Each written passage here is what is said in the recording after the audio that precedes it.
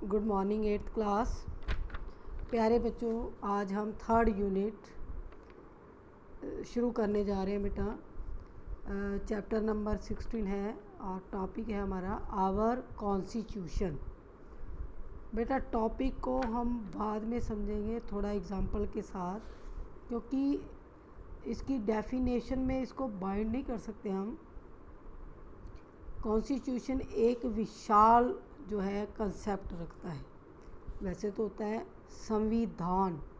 Constitution जो है ना एक बुक है जिसके अंदर कंट्री को रन करने के रूल्स और रेगुलेशन लिखे गए हैं। तो इसकी नीड क्यों है, क्यों हम ये टॉपिक आज स्टडी कर रहे हैं, तो उससे पहले कुछ फंडामेंटल जो हैं इसके बेसिक्स वो हमें रीड करने पड़ेंगे और फिर हम इसकी विशालता को, इसकी डेफिनेशन को समझ सकेंगे। क्योंकि आई थिंक आप फर्स्ट टाइम जो है कॉन्स्टिट्यूशन के बारे में पढ़ने जा रहे हो, तो बेटा इसको चैप्टर के अंदर ही हम अच्छे से समझेंगे। तो चैप्टर स्टार्ट करते हैं। आज का हमारा टॉपिक है फर्स्ट जो है रूल्स एंड लॉज। ठीक है, रूल्स क्या होते हैं, नियम, और लॉज क्या होते हैं, कानून। कि हर एक चीज़ के लिए अगर हम सिस्टेमेटिकली किसी चीज़ को करना चाहते हैं तो उसके लिए हमें कुछ रूल्स और कुछ लॉज फॉलो करने पड़ते हैं। चाहे हम अपनी फैमिली की बात करें, चाहे सोसाइटी की या कंट्री की, तो सब अच्छे से बैलेंस्ड, मैनेज्ड कैसे चलता है, through rules and laws. Family जो है बेसिक यूनिट है सोसाइटी की बेटा। अगर हम सोसाइटी की बात करते हैं ना, सबसे स्मॉलेस्ट यूनिट कौन सी है, फैमिली। सोसाइटी में फैमिली के अलावा क्या इंक्लूड्स होता है, various institutions and organisations at different levels. The smooth functioning of all such units depends upon certain rules and laws which are recognized by a country, community to regulate the action of its members। अगर हम चाहते हैं कि smooth functioning चले, कोई परेशानी, कोई problem, कोई जो है इनफाइटिंग्स या डिससेटिस्फेक्शन सोसाइटी के अंदर ना रहे, तो हम क्या बनाते हैं, रूल्स एंड लॉज, जिसको रिकॉग्नाइज्ड कौन करता है, कम्युनिटी करती है, सोसाइटी करती है या कंट्री करती है, ताकि इसमें रहने वाला हर एक मेंबर सिस्टेमेटिकली अपनी लाइफ स्पेंड कर सके, रेगुलेट कर सके। तो इन सब को कंट्रोल करने के लिए कोई ना कोई इंस्टीट्यूशन या कोई ना कोई ऑर्गेनाइजेशन होती है। ठीक है, उससे सब लोग एग्री होते हैं और फिर किसी भी सोसाइटी का या स्टेट का, कंट्री का सिस्टम रन करता है बेटा। तो rules and laws are very important in our family life, in our society, in our country. I hope आपको क्लियर हो गया होगा बेटा। We all need to follow rules and regulation to regulate our day to day life. हमारी day to day life भी तभी regulate अच्छे से हो सकती है जब हम फॉलो करते हैं रूल्स और रेगुलेशंस को। नेक्स्ट टॉपिक है हमारा रूल ऑफ लॉ, कानून का राज। कौन करता है कानून का राज, क्या मतलब है बेटा। Rule of law means every citizen of the country is equal in the eyes of law. Clear हो गया होगा सबको कि लॉ का मतलब ही ऐसा कानून है जो सबके लिए समान है। जो भी इस कंट्री में रहता है, किसी के लिए अलग से कानून नहीं है, सबके लिए समान है और सब व्यक्ति, ठीक है, कानून की नज़रों में इक्वल है बेटा। देयर इज़ नो डिस्क्रिमिनेशन, किसी के साथ कोई भी डिस्क्रिमिनेशन, भेदभाव नहीं होता। किस बेसिस पर, on the basis of caste, religion, sex, social, economic status. So everybody is required to follow a set of laws। ऐसा क्यों पॉसिबल है बेटा, सब कानून की नज़रों में क्यों इक्वल है, क्योंकि सबके लिए सेम कानून है। किसी कास्ट पे बेस्ड नहीं है हमारा लॉ, किसी रिलीजन के से बेस्ड नहीं है, सेक्स पे बेस्ड नहीं है कि जो है मैन के लिए अलग है, वुमेन के लिए अलग है, या सोशल इकोनॉमिक स्टेटस रिच के लिए अलग है या पुअर के लिए अलग है। No, everyone is equal in the before of law.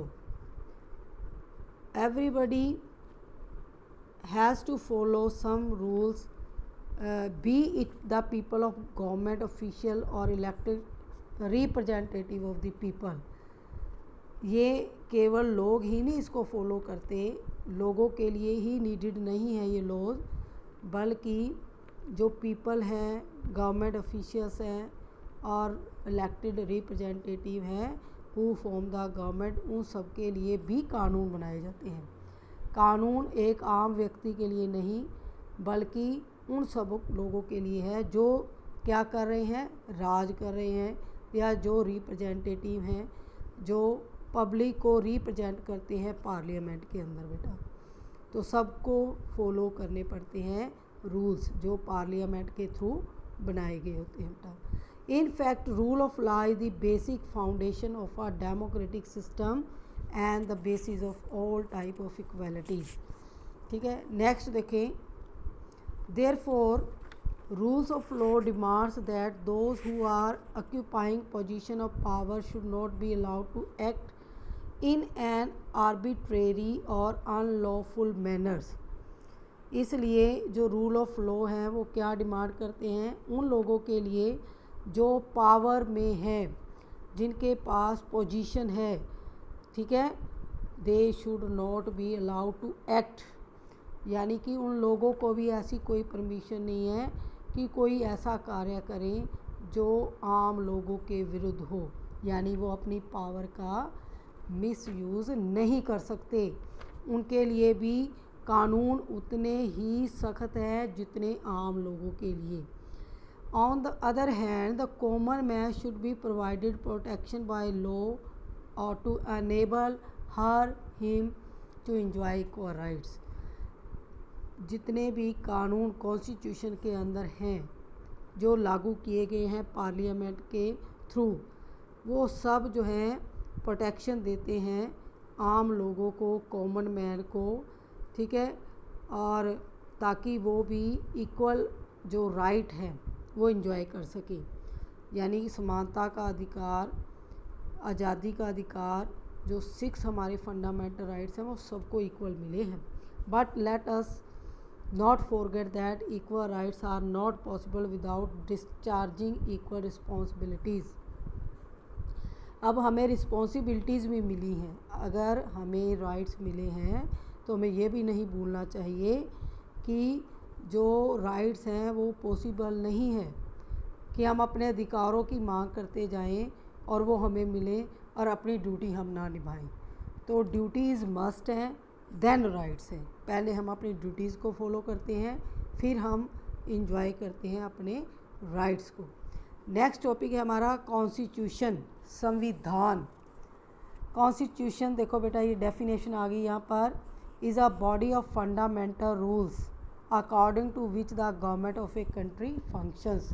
Constitution जो है एक ऐसे फंडामेंटल रूल्स का कलेक्शन है जिसके अकॉर्डिंग किसी भी कंट्री की जो गवर्नमेंट है वो काम करती है, रन करती है बेटा, या कोई फंक्शन करती है।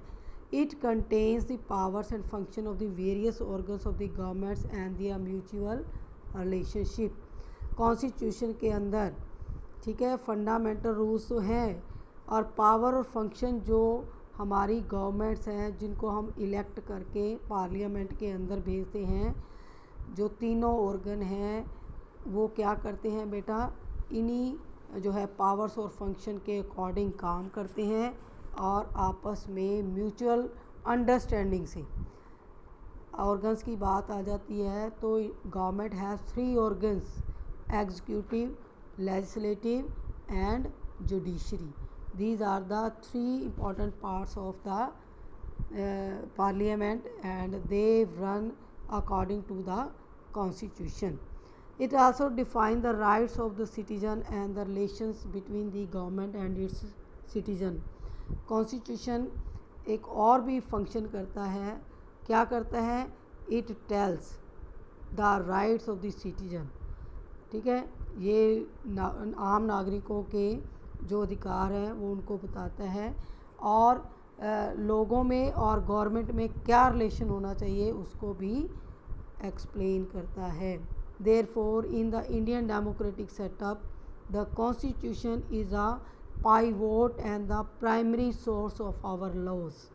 तो इंडियन डेमोक्रेसी, देखो भारत में क्या है, डेमोक्रेसी सेटअप है। यहाँ की जो सरकार है या जिन लोगों के पास पावर है वो सब इलेक्टेड हैं डायरेक्टली और डायरेक्टली पीपल्स के द्वारा। तो कॉन्स्टिट्यूशन जो है प्राइमरी सोर्स है हमारे लॉज का। अगर हमारे देश में ये सिस्टम है डेमोक्रेटिक है ही है बेटा, तो उसके अंदर जो कॉन्स्टिट्यूशन है वो बहुत ही इम्पोर्टेंट रोल प्ले करता है।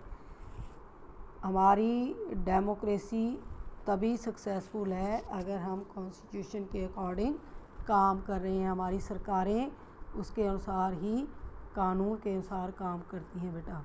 It gives a detailed descriptions of fundamental principles on the basis of which the laws are made and the country works. ये एक डिटेल एक्सप्लेनेशन है, डिटेल डिस्क्रिप्शंस है फंडामेंटल प्रिंसिपल्स की, और किसके ऊपर है, बेस लॉज के अनुसार, जिसमें कंट्री जो है, कंट्री के अंदर बहुत सारी एक्टिविटीज़, जो बहुत सारे वर्क्स किए जाते हैं बेटा। नेक्स्ट क्वेश्चन रेज होता है कि why do we need constitution. अब इतनी हमने बातें पीछे पढ़ी हैं तो ये कंसेप्ट क्लियर हो जाता है कि हमें कॉन्स्टिट्यूशन की ज़रूरत क्यों है। क्योंकि अगर कॉन्स्टिट्यूशन नहीं है तो जितने भी रूल्स और रेगुलेशन हैं कोई भी व्यक्ति नहीं मानेगा इनको। अब उनके ऊपर कोई उनको कंट्रोल करने वाला है। ठीक है, अगर हम अपने घर का एग्जांपल लेते हैं तो हमारे घर को कंट्रोल कौन करते हैं, हमारे पेरेंट्स। अगर वो घर में ना हो या वैसे ही ना हो तो घर का सिस्टम, घर के रूल्स रेगुलेशन कोई नहीं मानेगा, क्योंकि उनके ऊपर कोई ऐसा दबाव नहीं है, बच्चों के ऊपर ऐसा कोई प्रेशर या ऐसा डर नहीं है जो उनको बाउंड करे फॉलो करने के लिए। तो हमारे देश में जो कॉन्स्टिट्यूशन है, पार्लियामेंट्स हैं, वो हमारी जो है सरकारी जो अधिकारी हैं, रिप्रेजेंटेटिव्स हैं, उनको मजबूर करते हैं, बाउंड करते हैं अपनी ड्यूटीज़ को फॉलो करने के लिए।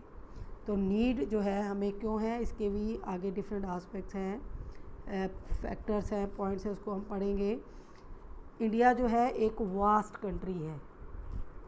क्यों वास्ट कंट्री है, क्योंकि ये पॉपुलेशन वाइज जो है सेकंड लार्जेस्ट कंट्री है बेटा, और इसमें बहुत सारी डाइवर्सिटीज़ भी हैं। किसी भी फील्ड में ले लें हम, चाहे फिज़िकल, कल्चरल या सोशल, तो इसके अंदर बहुत सारी डाइवर्सिटीज़ क्या होती हैं, विविधताएं, यानी कि जो क्वालिटी है और जो क्वांटिटी है वो भी डिफरेंट डिफरेंट है। Different peoples belonging to different regions. हमारे यहाँ पर लोग जो हैं बहुत सारे क्षेत्रों से बिलोंग करते हैं, भाषाओं से बिलोंग करते हैं, हमारे कल्चर्स, हमारे कस्टम्स वो भी बहुत डिफरेंट डिफरेंट है, फिर भी हम एक गवर्नमेंट के अंडर काम कर रहे हैं बेटा। हु स्पीक डिफरेंट लैंग्वेजेस हैं, डिफरेंट लाइफस्टाइल्स हैं, दो डिफरेंट इन बिलीव्स और action, they have many things in common. ठीक है, बहुत सारी ऐसी चीज़ें उनमें कॉमन है। अगर हमारे पास डाइवर्सिटी है, in spite of this we have some common जो है things, yet they may or may not agree on all the issues. ये अलग बात है कि वो बहुत सारे इश्यूज़ के ऊपर एग्री और डिसएग्री हो सकते हैं बेटा। ऐसा तो घर में भी होता है, कोई भी सेम पॉइंट ऑफ व्यू नहीं रखता अपना, सब अपने आर्ग्यू करते हैं, और कई बार हम एग्री भी हो जाते हैं और कई बार डिसएग्री भी हो जाते हैं। तो ये तो एक जो वास्ट कंट्री की बात करें इंडिया की, जिसमें 135 करोड़ जो है जनता है, तो क्या उनके जो पॉइंट ऑफ व्यू हैं सेम हो सकते हैं बेटा? नहीं हो सकते। इसलिए इश्यूज़ आते हैं, और लोग उसमें डिससेटिस्फाइड भी हो सकते हैं, उसके लिए सेटिस्फाइड भी हो सकते हैं।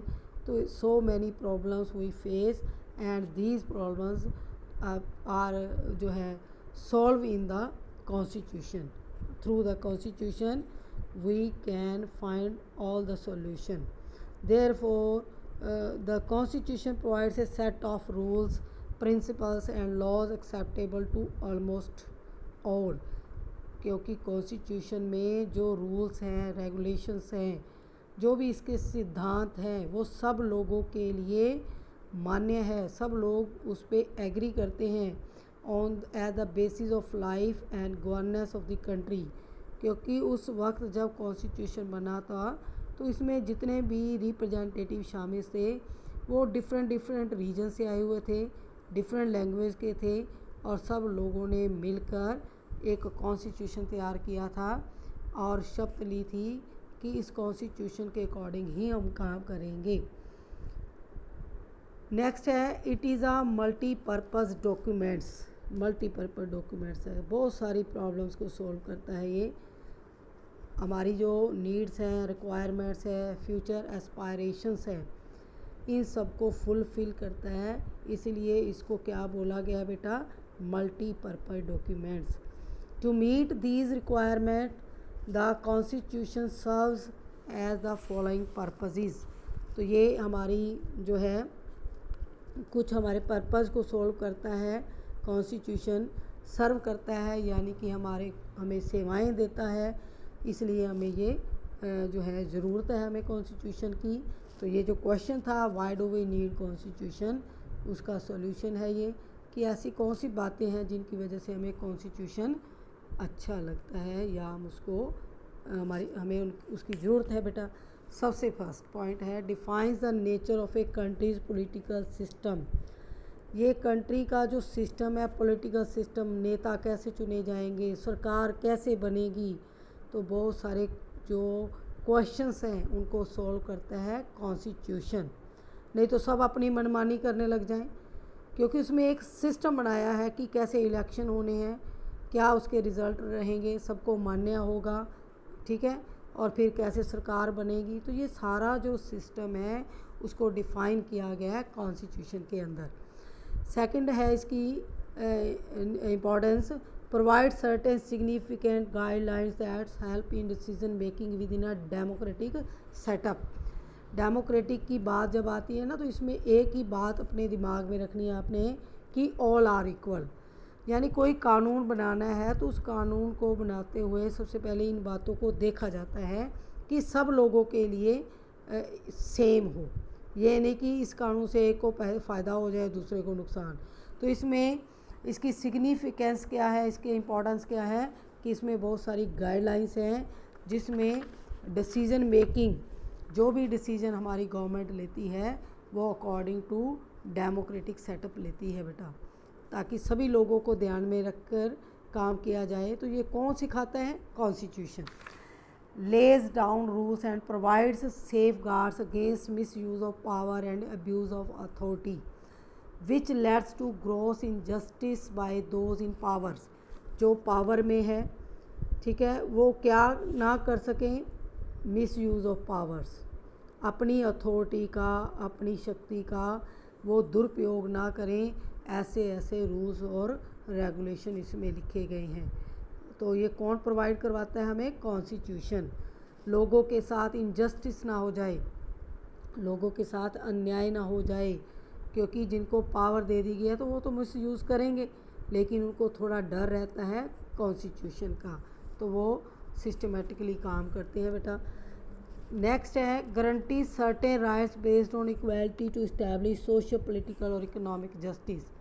ये गारंटी देता है कॉन्स्टिट्यूशन कि सोशली, पॉलिटिकली और इकोनॉमिकली सबके साथ क्या होगा, न्याय होगा, जस्टिस मिलेगा सबको। Ensures that ensures that minority groups are not deprived of the benefits available to the majority group. Majority group यानी जिनकी संख्या ज़्यादा होती है, और माइनॉरिटी ग्रुप्स कौन से होते हैं समाज में, जिनकी संख्या कम होती है। और मेजोरिटी ग्रुप कौन से होते हैं? जिनकी संख्या ज़्यादा होती है, जैसे हिंदू हैं, नियर अबाउट 80% हिंदू हैं इंडिया के अंदर। तो सरकार ये नहीं ना सोचेगी कि हिंदुओं के लिए ऐसे अलग से कानून बना दिए जाएं, जो शेड्यूल कास्ट शेड्यूल ट्राइब्स हैं उनके लिए अलग बना दिए जाए। No, everyone is equal before the eyes of law. तो इस चीज़ को भी ध्यान में रखता है और गारंटी देता है कि सबके साथ जो है, चाहे वो माइनॉरिटी ग्रुप से हों चाहे मेजॉरिटी ग्रुप से हों, तो उनको कभी उनके अधिकारों से वंचित नहीं रखा जाएगा। Ensures that the majority group does not dominate the minorities. ना ही जो मेजॉरिटी ग्रुप है वो डोमिनेट क्या है। अब हम देखते हैं ना, गवर्नमेंट इलेक्ट होती है तो उसमें जो अलग अलग कास्ट के लोग हैं वो लीडर्स आगे चुनकर जाते हैं और वो गवर्नमेंट जो है उसकी फॉर्मेशन करते हैं। तो ये ऐसा क्यों है? क्योंकि डेमोक्रेटिक सेटअप है, कॉन्स्टिट्यूशन है, तो जो पावर है वो इक्वल डिस्ट्रीब्यूट है, चाहे वो माइनॉरिटी ग्रुप से है चाहे मेजॉरिटी से। तो अगर ऐसा नहीं होता तो मेजॉरिटी ग्रुप के लोग हावी हो जाते माइनॉरिटी ग्रुप पर। तो इस चीज़ का ध्यान कौन रखता है? कॉन्स्टिट्यूशन। नेक्स्ट है गार्ड्स आवर नेशनल इंटरेस्ट। जो हमारे राष्ट्र के प्रति जो लाभ हैं, इंटरेस्ट हैं, रुचियां हैं, यानी कि हमने सबसे पहले राष्ट्रवाद को रखना है। अपने आप व्यक्तिगत जो व्यक्तिवाद है उसको, यानी कि अपनी इम्पोर्टेंस नहीं है, सबसे ज़्यादा इम्पोर्टेंस किसकी है? कंट्री की।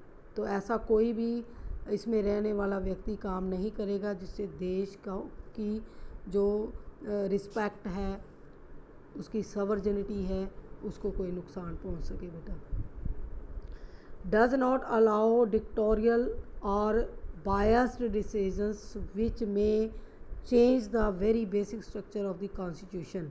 ऐसा कुछ भी कानून नहीं बनेगा जो कॉन्स्टिट्यूशन के अंदर बेसिक स्ट्रक्चर है, कानून है, उनको कोई चेंज नहीं कर सकता। जो पहले के बने हैं उनमें एक अमेंडमेंट किया जा सकता है, तो बेसिक स्ट्रक्चर को हिलाया नहीं जा सकता। कॉन्स्टिट्यूशन के plays a crucial role in democratic societies towards the achievement of desired goal.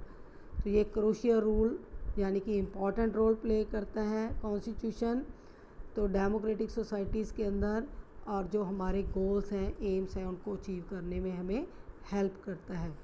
Next जो टॉपिक है हम नेक्स्ट लेक्चर में सुनेंगे बेटा। ये आज का टॉपिक यहीं तक था बेटा। ओके, ठीक है, टिल देन गुड बाय।